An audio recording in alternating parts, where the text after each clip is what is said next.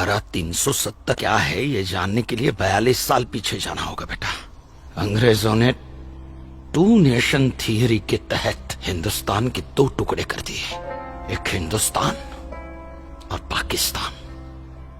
पाकिस्तान की बहुत इच्छा थी कि जम्मू कश्मीर का विलीनीकरण पाकिस्तान में हो जाए, और राजा हरि सिंह चाहते थे कि कश्मीर एक स्वतंत्र देश रहे। वो न हिंदुस्तान में विलीन होना चाहते थे न पाकिस्तान में, और तब पाकिस्तान ने खूनी खेल खेला।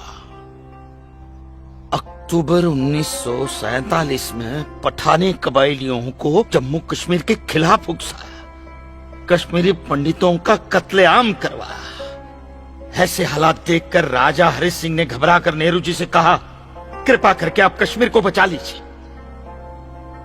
मैं ऐसे हालात में चाहता हूं कि कश्मीर का विलीनीकरण भारत में ही हो जाए, सेना भेजिए। लेकिन जब तक भारतीय सेना कश्मीर पहुंची बहुत देर हो चुकी थी। न जाने कितने कश्मीरी पंडितों का कत्लेआम हो चुका था। कश्मीर का 1/3 हिस्सा पठानी कबायलियों ने अपने कब्जे में कर लिया था। लेकिन अपनी इस नीच हरकत के बाद भी पाकिस्तान बाज नहीं आया।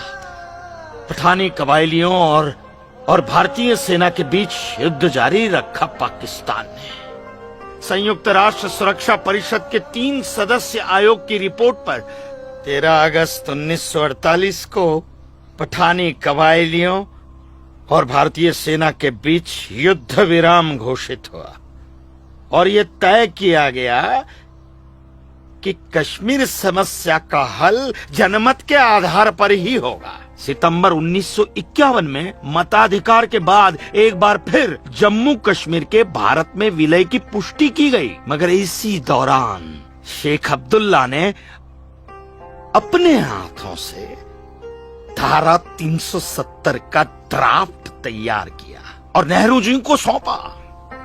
सरदार पटेल और आम्बेडकर साहब की मर्जी के खिलाफ 1952 में नेहरू जी ने इसे लागू भी कर दिया।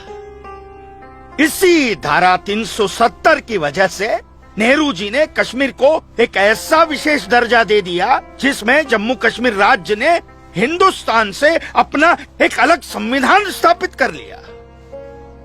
इसी धारा 370 की वजह से हमारे हिंदुस्तान का राष्ट्र ध्वज अलग है और कश्मीर का भी ध्वज अलग। इसी धारा 370 की वजह से कश्मीर की कोई भी महिला यदि भारत के किसी भी अन्य राज्य के नागरिक के साथ शादी करती है तो उस महिला की नागरिकता समाप्त हो जाती है। लेकिन यदि वो महिला अगर किसी पाकिस्तानी नागरिक के साथ शादी करती है तो पाकिस्तानी नागरिक कश्मीर का नागरिक हो जाता है, हिंदुस्तान का नागरिक हो जाता है। इसी धारा 370 की वजह से भारत के किसी भी अन्य राज्य का नागरिक जम्मू कश्मीर में जमीन खरीद नहीं सकता, व्यापार नहीं कर सकता। लेकिन जम्मू कश्मीर का नागरिक भारत के किसी भी अन्य राज्य में जाकर अपना व्यापार कर सकता है, जमीन खरीद सकता है, कुछ भी कर सकता है। अरे ये बिग लैंड एबोल्यूशन है, क्या है पता है?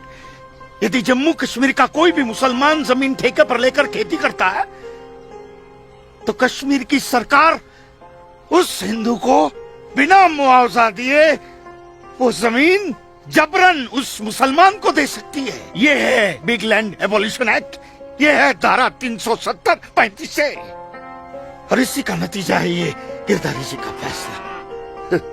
और सिर्फ यही नहीं, ये जो सरकार की ऋण निरस्तीकरण योजना है ना, इसके अंतर्गत उन सारे मुसलमानों का कर्जा माफ कर दिया जाएगा जो उन्होंने हिंदुओं से लिया।